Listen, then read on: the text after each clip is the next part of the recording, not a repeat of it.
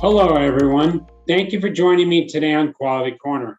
For those who don't know, I'm Mark Kearney, the Senior Director of Quality and Regulatory Affairs here at Xometry.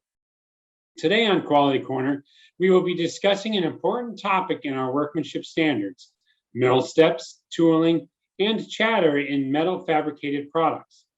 When creating a product of any metal, it is important to select the right tool size and mill type and cutter speed for a high quality result.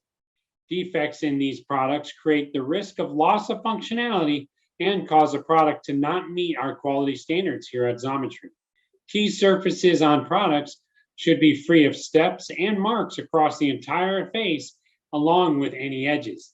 Let's go through some examples to better understand what we are looking for when approving the quality of our products, and look at mill steps, tooling, and chatter marks that aren't up to our standards.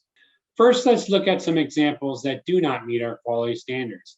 Here in image 1, we see the cutter left a burr between passes at the bottom of the part.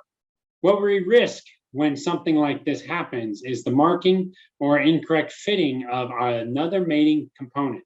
Because of this, the part would not meet our quality standards. In more examples of poor quality, we see clear vibration marks from the cutter in image 2, resulting in another surface that does not meet our standards.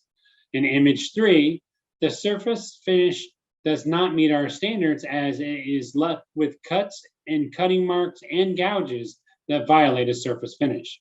Avoiding problems like these saves both you and the customer time, as obvious tooling marks like the examples so far will need to be reworked before shipping to the customer. These are great examples of what we look for in a workmanship standards.